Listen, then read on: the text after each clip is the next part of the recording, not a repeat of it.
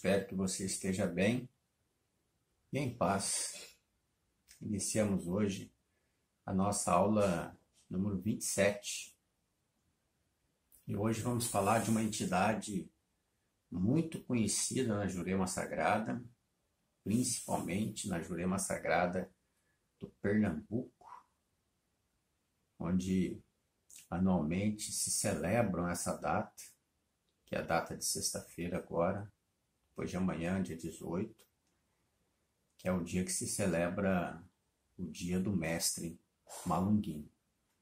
Então nós vamos comentar hoje sobre o mestre Malunguinho, a sua história, um pouquinho da sua história de vida. A gente quer comentar, fazer uma síntese da história de vida dele, da representatividade dele, da importância dele para a Jurema Sagrada. Primeiramente, nós temos que ir para a história. Sim, para a história. A história nos mostra que Malunguinho foi tão guerreiro, tão importante quanto Zumbi dos Palmares. Sim, tão importante quanto Zumbi dos Palmares. Da mesma forma que Zumbi dos Palmares, ele foi um líder quilombola, montou um quilombo chamado Quilombo do Catucá, em Pernambuco, próximo à cidade de Recife. E ele tinha como missão libertar os africanos e os afrodescendentes, libertá-los das senzalas, libertá-los da escravidão e levá-los para viver no quilombo, sim, onde pudessem ter uma vida pacífica, uma vida pacífica entre eles, onde eles pudessem ter a liberdade, sim, liberdade de poder viver fora da escravidão, de ter uma vida melhor, de poder casar, ter filhos, enfim, constituir uma família, né? Uma coisa que hoje para nós é tão simples, mas que nesse período os africanos e os afrodescendentes, né, os filhos dos africanos, eram escravizados, não tinham essa liberdade. Eles eram escravizados, ficavam presos nas senzalas, trabalhavam o dia inteiro, não recebiam salário, não ganhavam nada, absolutamente nada, e tinham uma vida de sofrimento e crueldade constante. Então, Malunguinho, ele foi esse líder quilombola, foi um líder.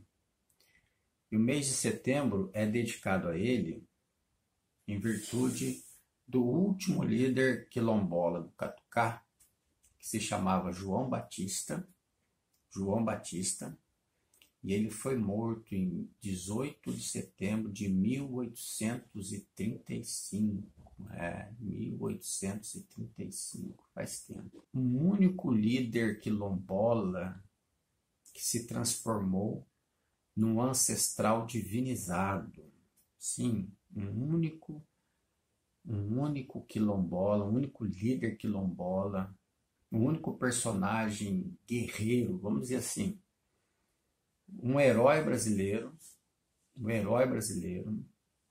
que defendeu o seu povo, que defendeu os direitos de justiça social, que defendeu os direitos de ter uma vida normal e deu a sua vida por essa causa. O mais interessante é que, além de ser um grande líder guerreiro, ele era um sacerdote. Sim, sacerdote de religião de matriz africana. Ele já era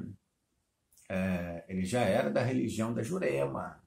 Já existia a religião da Jurema nessa época, 1835. Assim como já existia também a Umbanda, mas não tinha o nome de Umbanda ainda. Possivelmente nem a Jurema tinha o nome de Jurema nessa época. Não. Nesse período, era um período onde existia a pagelança e o culto aos orixás. A pagelança e o culto aos orixás. Então a Jurema vem que ela é, como a gente já explicou na aula 10, que você pode ver novamente lá no YouTube da Tenda Matinato, que a Jurema Sagrada nasce da pagelança, a religião do índio brasileiro. E ela contém alguns elementos afro-brasileiros. E ela contém elementos do catolicismo. Então, fazendo uma comparação metafórica, seria como se o Malunguinho seria equivalente ao nosso primeiro santo brasileiro, o Frei Galvão, né, que foi canonizado pela Igreja Católica. O Malunguinho, ele foi canonizado pelo povo do Nordeste, pelo povo pobre do Nordeste, pelos negros do Nordeste, pelo povo afrodescendente do Nordeste, pelas pessoas que cultuam a religião afro-brasileira do Nordeste. Ele se transformou de guerreiro, de líder quilombola, ele se transformou num ancestral divinizado, que seria comparando algo aquilo que nós chamamos de santo. E ele é um santo. Ele é quase um orixá na concepção da Jurema Sagrada. Quase um orixá. Interessante quando você começa a ler a história do Quilombo do Catucá, eles tiveram 11 líderes. 11. Todos os 11 líderes se chamavam Malunguinho. Todos os 11 líderes se chamavam Malunguinho. Malunguinho, a palavra Malunguinho, ela vem de malungo. De malungo. Malungo quer dizer aquele que viajou junto com os outros africanos no mesmo navio. Olha que coisa interessante. Nunca tinha ouvido falar nisso antes. Até porque a história brasileira, ela sempre foi contada pelos homens brancos da elite. Então, vou repetir, tá? A história brasileira, ela sempre foi escrita e contada pelos escritores e autores brancos da elite, né? Da elite, antigamente da elite portuguesa, depois os fazendeiros, depois os filhos, os netos dos fazendeiros, aquelas pessoas brancas, homens. Então era a visão do branco, era a visão eurocêntrica. É por isso que eu nunca tinha ouvido falar nesse termo de malungo. Malungo. Ou seja, todos aqueles africanos que viajavam dentro do navio negreiro, quando sobreviviam e conseguiam chegar no Brasil, quando ele encontrava com aquele companheiro que viajou junto no mesmo navio, ele chamava o outro de malungo.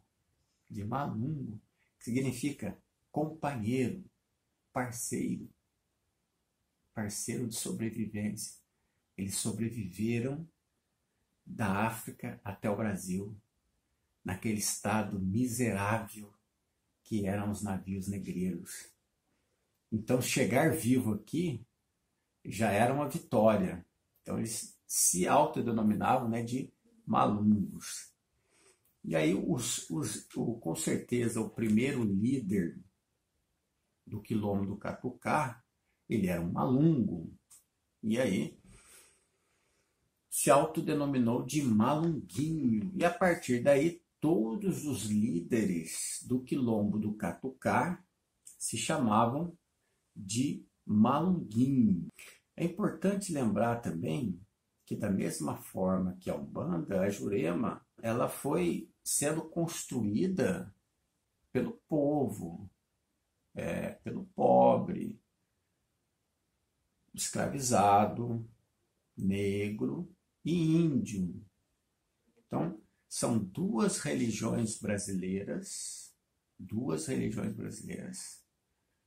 Acredito que sejam as únicas duas religiões brasileiras que nasceu no Brasil, fundada por brasileiros, né, desde do primórdio, né, com elementos afro-indígenas. A Jurema, como já citei, muito mais elementos indígenas do que a afro. E a Umbanda tem um equilíbrio, né? Ela tem elementos afro, elementos indígenas, elementos católicos, elementos... Ela congrega mais elementos, vários elementos teológicos.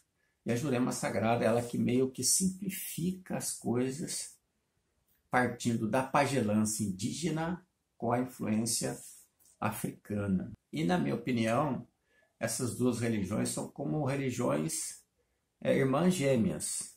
Elas se complementam, se parecem muito, muito, muito, muito. Quero ressaltar que o mestre Malunguinho, ele não funda a religião da Jurema, não. Mas ele era mais um juremeiro. Ele era um partícipe da religião. Partícipe da religião. O Quilombo do Catucá teve início em 1817. Veja que coisa, em 1817. Ou seja, nesse período, o Brasil ainda era colônia de Portugal. O Brasil ainda era colônia de Portugal. É aquele período em que o rei vem para o Brasil e transforma o Brasil, né, para não chamar de colônia mais, diz que o Brasil pertencia ao Império Português. Porém, eram os exércitos portugueses que caçavam e que matavam as pessoas do Quilombo. Então, várias vezes o exército imperial, o exército português, né, caçou os quilombolas, matou os quilombolas. Por isso que eu disse que houve 11 líderes, e o último dele se chamou João Batista, Malunguinho João Batista, que foi morto pelo exército imperial português em 18 de setembro de 1835, na região da Mata do Catucá, no Quilombo do Catucá. E isso é o que torna os líderes quilombolas, em especial os malunguinhos, e em especial o João Batista, que foi o malunguinho mais famoso, algo para nós impressionante. Ou seja, ele sai da situação de um personagem histórico, de uma pessoa histórica, real, concreta, para a situação de divinização, ou seja, ele foi divinizado, foi santificado, e as pessoas passaram a rezar para ele, passaram a fazer pedidos para ele, da mesma forma que a gente reza para os santos da Igreja Católica, como todo mundo reza para os santos, para os anjos, para os arcanjos, da mesma forma que você já rezou para São Jorge Guerreiro, por exemplo. As pessoas passaram a rezar para o Malunguinho, para o mestre Malunguinho. E aí os pedidos foram atendidos. E os pedidos foram atendidos. E assim a fama dele foi crescendo, e foi crescendo, foi crescendo, a ponto de, hoje, todas as casas de Jurema do Pernambuco, só abrem o trabalho espiritual depois que canta para o mestre Malunguinho. Somente abre o trabalho de Jurema, porque assim, é importante, é um detalhe para nós que não temos muito conhecimento, a religião de Jurema Sagrada tem várias raízes, ela tem várias vertentes,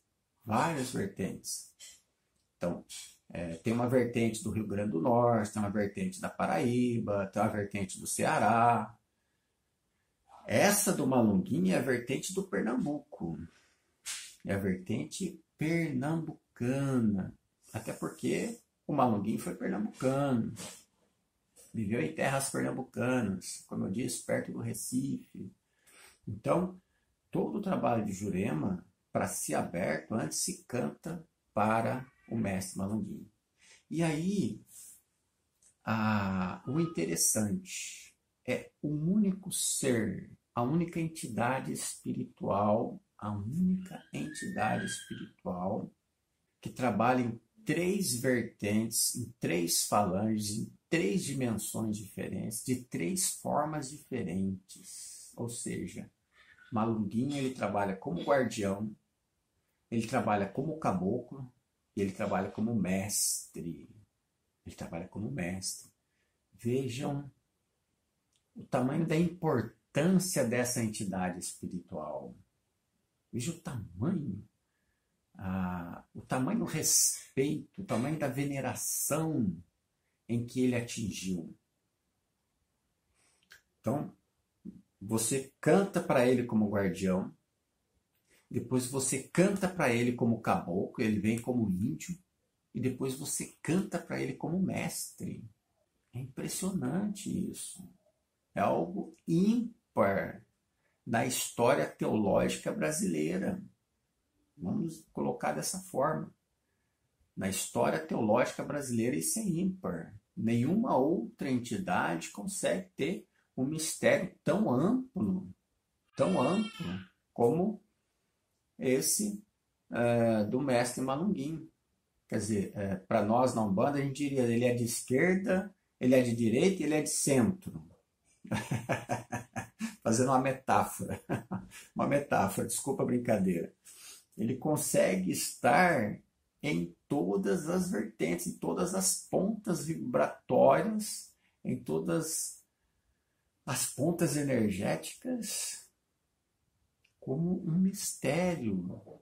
Ele em si é um mistério único na teologia brasileira, né, se me permite chamar assim.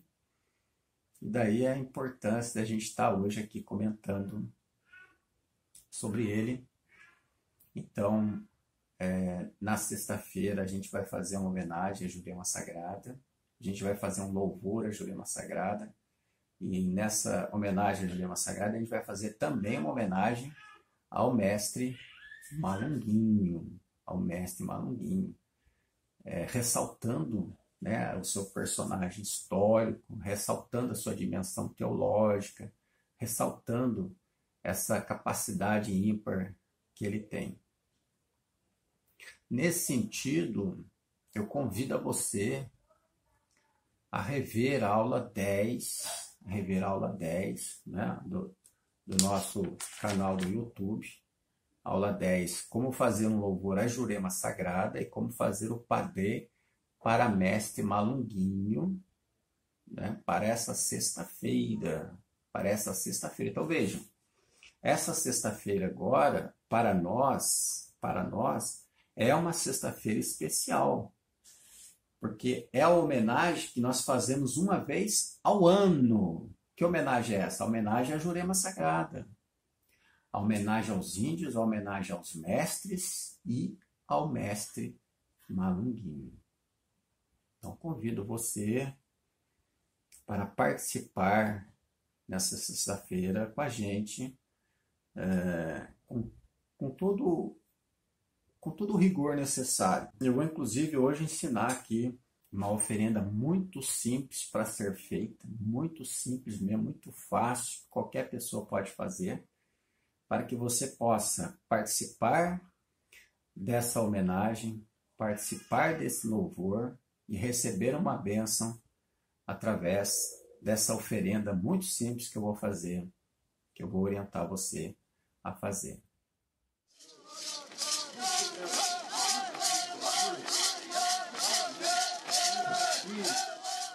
Então eu vou mostrar para vocês uma oferenda muito simples que você pode fazer, muito simples mesmo. E é sempre bom você dar uma olhada na nossa aula anterior, a aula 26, que fala sobre oferendas, né? O que é oferenda, a importância da oferenda. Mas aqui eu vou dar um exemplo muito simples, muito fácil, e que você pode fazer para essa sexta-feira e assim poder comungar conosco, participar conosco dessa nossa homenagem, desse nosso louvor que nós iremos fazer para Jurema Sagrada. Então aqui, olha, eu estou pegando uma laranja, estou partindo essa laranja em 4, aqui, ó. Ela vai virar uma flor. Olha aqui. Vou pegar essa maçã. também vou cortá-la em 4.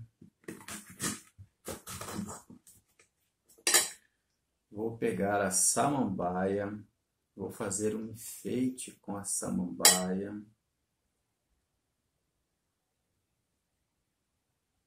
Fazendo um enfeite com a samambaia. A samambaia aqui está fazendo um enfeite. Vou pôr a maçã em cima da samambaia. Vou pegar rosa branca. Rosa branca. Vejam. Vou pôr uma rosa.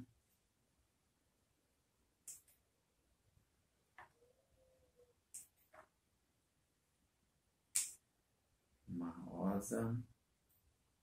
Uma rosa. Uma rosa. De forma que eu tenho... Olha que coisa bonita. E vou pôr esse último galinho aqui. Eu vou colocá-lo dentro da laranja. Que coisa bonita, hein? Delicada, simples, bonito, delicado. E aí eu vou regar com melado, né? Melaço de cana. A Jurema Sagrada trabalha com melaço de cana. E aí começa, obviamente, que durante todo o tempo que você vai montando a sua oferenda, você primeiro faz os agradecimentos, como eu já orientei na aula anterior, na aula 26. Então reveja a aula 26, para você entender melhor esse processo. Eu já vou acelerar o processo aqui. E aí, eu estou conversando mentalmente com a Jurema Sagrada, eu agradecendo a Jurema Sagrada, agradecendo aos índios e às índias, agradecendo aos mestres e às mestras, pelas oportunidades, pelas bênçãos, pelas alegrias, pela felicidade, pela prosperidade, por estar vivo de pé, por minha família estar viva de pé, por todas as pessoas abençoadas que entraram e entram na minha vida. E aí eu vou regar essa oferenda com o melaço, olha aqui, ó, em cima da laranja. E nesse momento aqui, eu vou pedindo para que a minha vida seja doce, né? Que as pessoas sejam doces na minha vida. Que as pessoas aumentem a doçura na minha vida. E que as minhas palavras sejam doces. Que minha vida seja doce. Que eu possa ser doce com as pessoas. E que as pessoas sejam doces comigo. Que a minha relação com a minha companheira, ou com o meu companheiro, com a minha esposa, ou com o meu marido, seja doce. Que haja doçura entre nós. Eu vou jogando o melaço, vou colocando, jogar no meu termo, vou colocando o melaço em cima da fruta, olha, regando, para que a minha vida seja doce, seja abençoada. Como doce que é esse melado, que doce seja a minha vida com a minha companheira, que doce seja a minha vida com o meu companheiro, que doce sejam todas as pessoas na minha vida. E aí, você pode usar vela verde ou vela branca. Nesse caso aqui, eu estou pegando 2 velas brancas e uma vela verde. E vou fazer um triângulo. Vou fazer um triângulo. Tá aqui, ó. Um triângulo. A oferenda está no meio.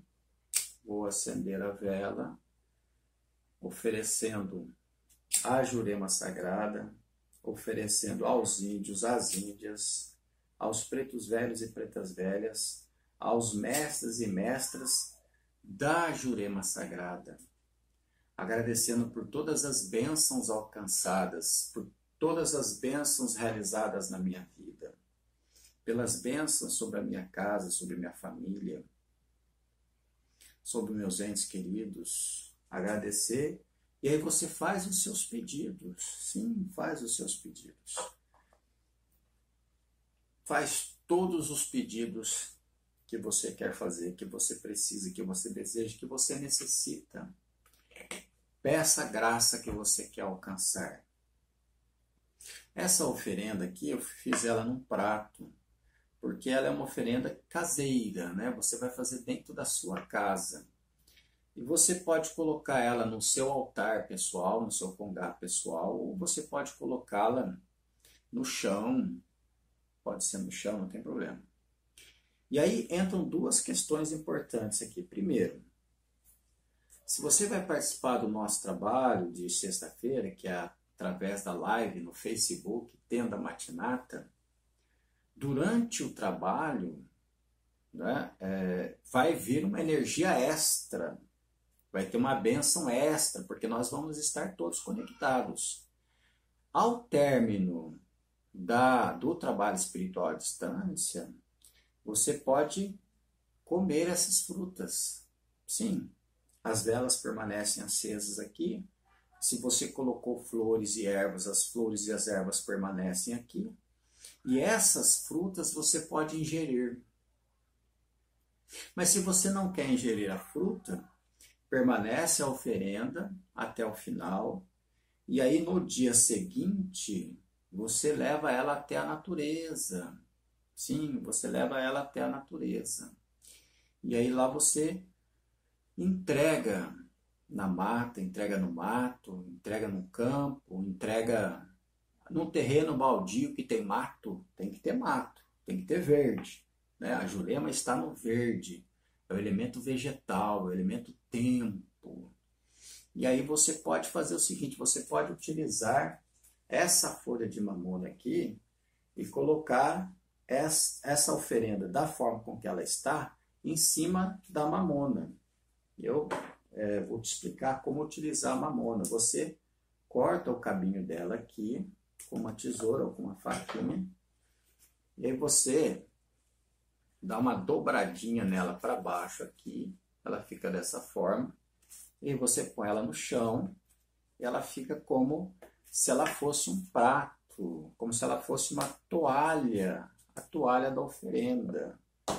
Nós até comentamos isso em relação ao estudo que nós fizemos na aula passada sobre oferenda, que o mestre Rubens Saraceni orienta as pessoas a colocarem pano na oferenda, né? Por quê? Porque em São Paulo você não tem como ir nas matas, você levaria 2, 3 horas para chegar numa mata, às vezes até mais que isso. Mas nós temos matas perto de nós, temos terrenos baldios perto de nós, então nós não precisamos usar panos, a gente usa o elemento vegetal, a gente usa tudo aquilo que vai se converter em natureza. Então vejam, se você não quer ingerir essa fruta, você pode levá-la e colocá-la em cima da folha de mamona. Da mesma forma que eu oriento isso para você que diz assim, mas olha, eu não posso fazer oferenda dentro da minha casa porque o meu marido é de outra religião ou a minha esposa é de outra religião e não aceita que eu faça oferendas lá dentro. E aí o que você faz? Você faz a oferenda na mata. Sim, na mata. Faz a oferenda na mata. Se você não sabe de nenhum lugar que fazer, coloca aí no YouTube, gostaria de um lugar que eu possa fazer, a gente pode até te orientar. Mas qualquer mata, qualquer boca de mata que você entrar, você pode fazer essa oferenda. E aí você vai usar a folha de mamona, ou folha de pariparoba, ou folha de taioba, ou folha de bananeira. O objetivo dessas folhas é o mesmo objetivo do prato, tá? É apenas servir como base da oferenda, o forro da oferenda, né? Onde ela está constituída. Eu espero que você possa participar conosco, então, que a sua oferenda seja aceita, abençoada e que você consiga realizar todos os seus desejos que você vai fazer nessa sua oferenda.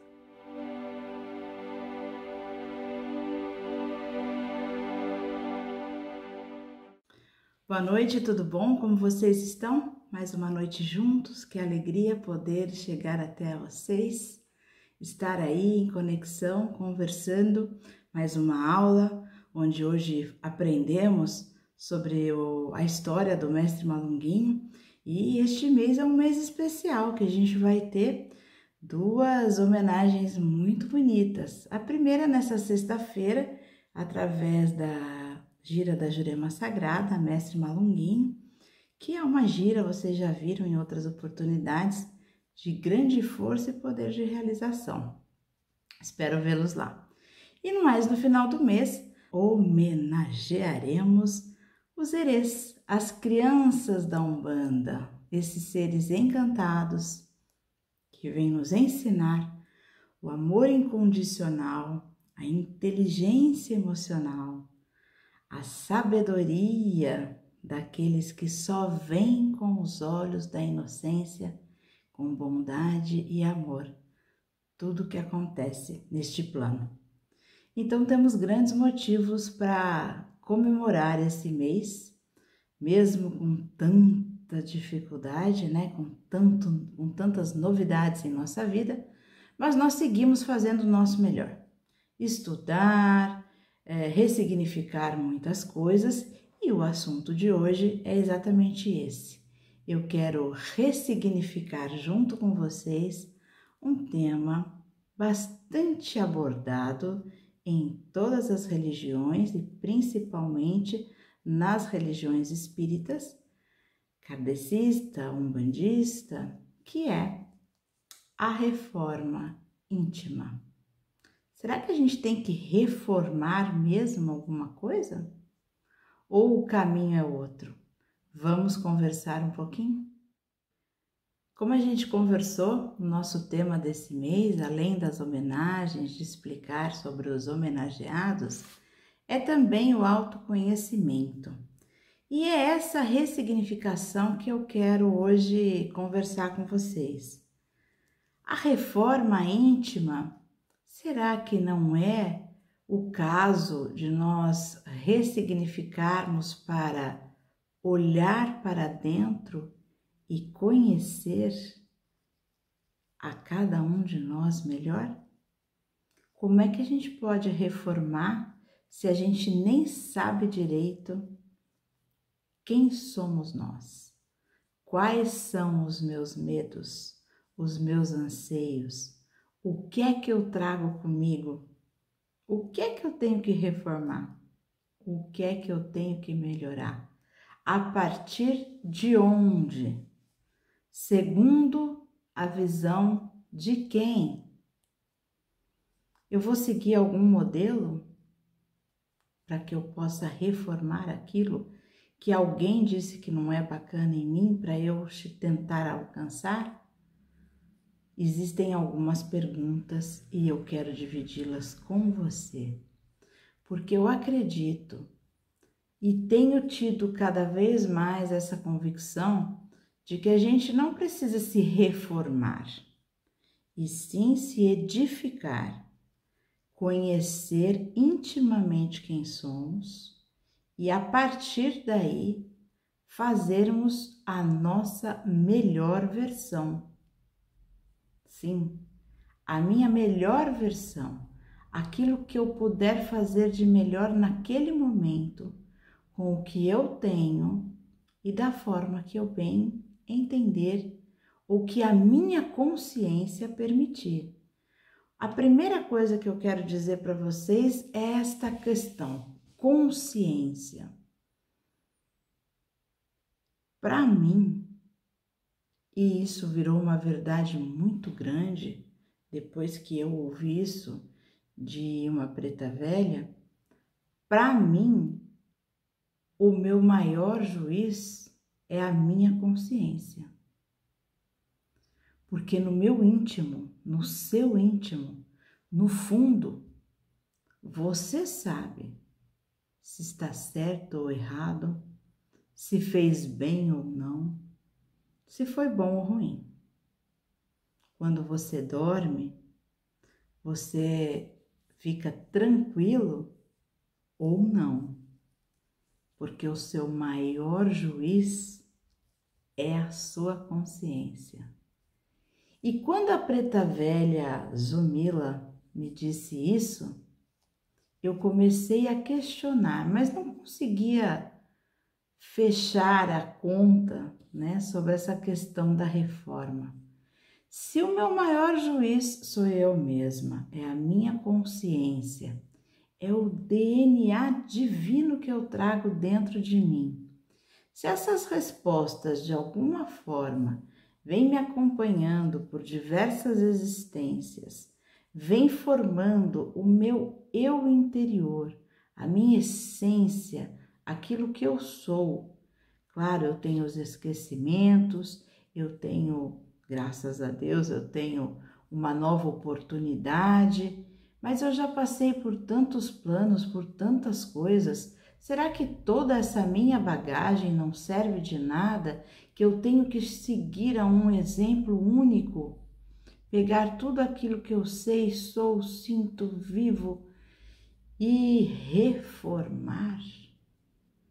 Quando a gente pensa em reforma, me parece assim, vamos maquiar a noiva, vamos pintar a parede, mas eu acho que é mais embaixo o buraco.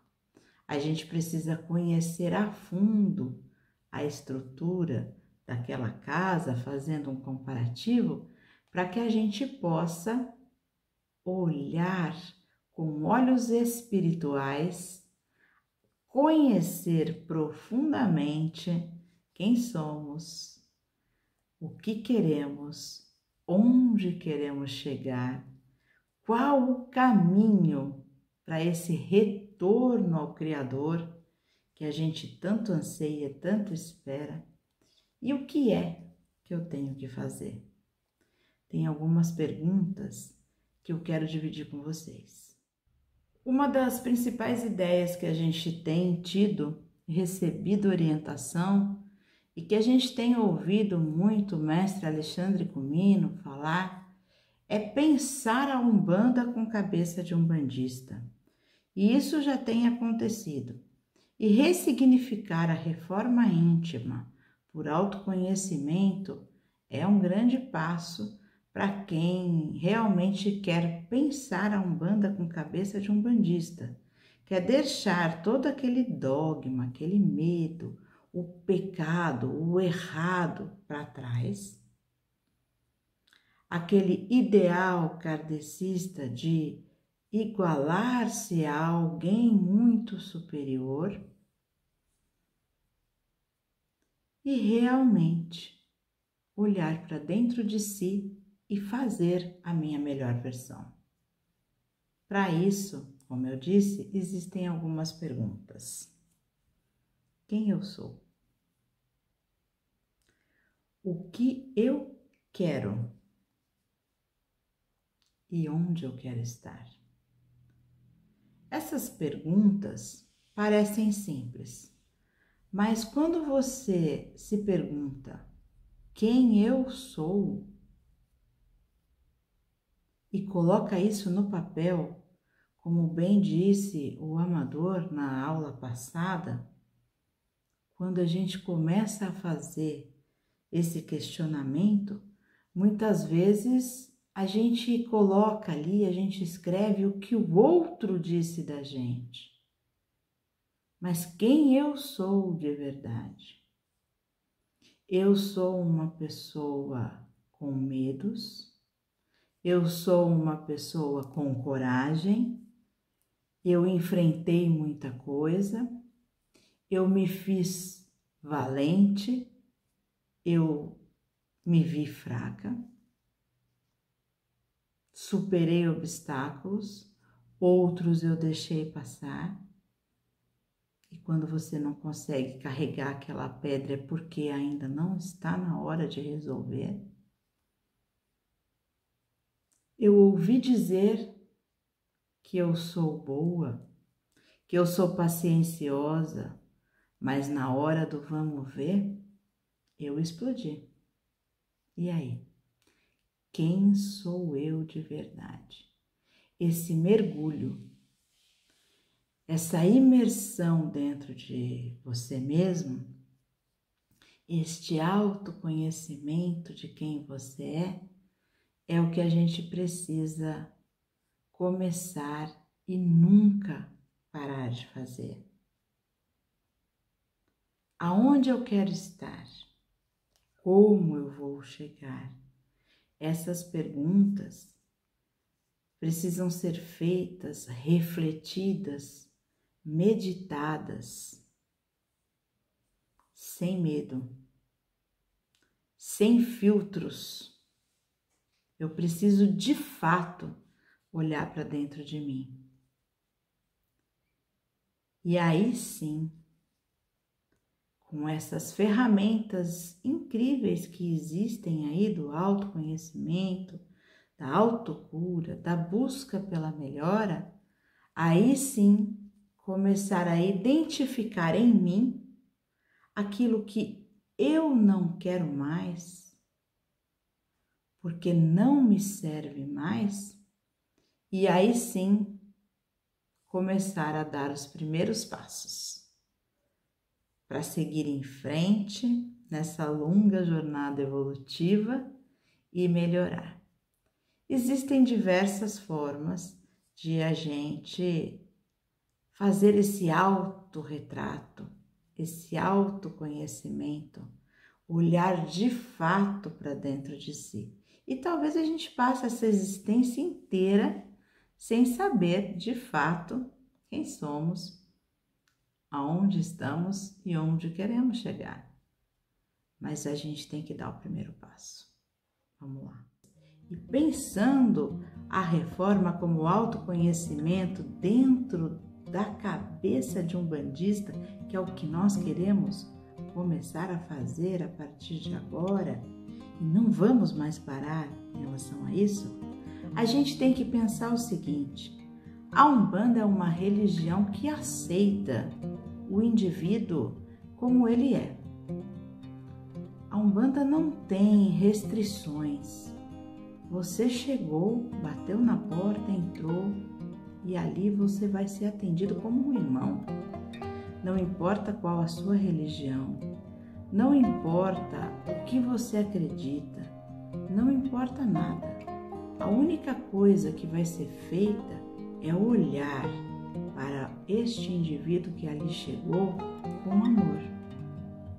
Porque é isso que a gente vê em cada giro, em cada trabalho.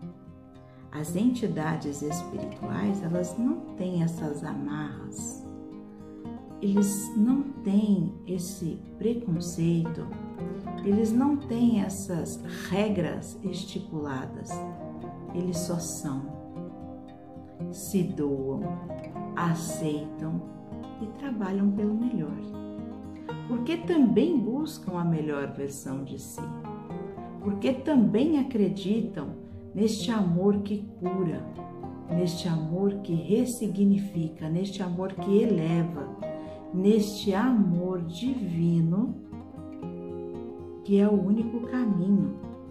Porque quando a gente age com amor, eu não vou querer machucar, eu não vou querer ofender, eu não vou querer prejudicar, eu não vou querer passar a perna em ninguém. É aquela máxima que a gente tem que fazer para o outro aquilo que faríamos para nós mesmos. Não posso fazer para o outro aquilo que eu não gostaria que fosse feito para mim. Amar ao outro como se ama a si mesmo. Mas, gente, a gente nem se ama direito. Como é que a gente pode amar o outro se eu não me conheço? Se eu me prejudico? Como é que eu posso amar ao outro se eu não fizer esse mergulho? Se eu não for a fundo nessas perguntas, se eu não for honesta comigo mesma e procurar melhorar com sabedoria, com equilíbrio, com amor, com serenidade, com compaixão. Existem diversas outras palavras que podem traduzir o agir com amor. começa, coloca no papel, olha para dentro de você, põe aí um Google e vê autoconhecimento. Procura qual o exercício mais adequado para você e vá buscar a melhor versão de você mesmo. A partir de hoje, o meu compromisso, o seu compromisso, o nosso compromisso é autoconhecermos a cada um de nós, para que a gente busque a nossa melhor versão. O conhecimento sobre você mesmo vai te tornar mais consciente, mais sensível ao outro, mais empático, mais ser humano. É isso que a gente precisa conseguir, ser mais humano. E como que a gente vai, então, despertar esse autoconhecimento? Buscando exercícios, leituras, práticas que nos levem, que nos despertem a sabedoria, o equilíbrio físico-emocional, psíquico, a emoção e a lucidez. A gente precisa ter claro que espíritos não julgam, eles ativam as chaves para que você possa acessar as suas sombras e assim clarear aquilo que há de melhor em você. Isso tem tudo a ver com o que eu disse sobre religiosidade. Estar religado a Deus não significa só estar protegido, estar pedindo, clamando, pensando em como conseguir isso ou aquilo, em como andar para frente, não. Está lhe dando o suporte necessário para que você faça essa imersão e conheça todas as suas sombras. Porque é só a partir daí, dessas sombras, desses medos, dessas coisas escondidas há tempos, que você vai realmente se conhecer para buscar o melhor de você. E aí não se reformar, mas seguir com toda a sua bagagem para o caminho do amor, que é isso que nós acreditamos. Que é isso que o mundo precisa, que o mundo acredita, que com empatia, com amor, com solidariedade, com olhar para o outro, ser mais empático, não julgar o irmão. Você não sabe em que condições ele está ali. E é assim que a gente vai conseguir ter esse autorretrato. Se aceitar, se reconhecer enquanto filho de Deus, com as suas qualidades, com os seus defeitos, e aí sim, deitar a cabeça no travesseiro sob o jugo da nossa consciência, sempre buscando a nossa melhor versão, porque todos os dias a gente vai fazer o nosso melhor. A partir da semana que vem, a gente vai falar sobre exercícios práticos de como a gente pode acessar essas sombras, de como a gente pode se descobrir, autoconhecer-se e melhorar. Boa noite, até a semana que vem. E, na verdade, até sexta, na nossa live. E na semana que vem, mais um bate-papo. Obrigada, viu?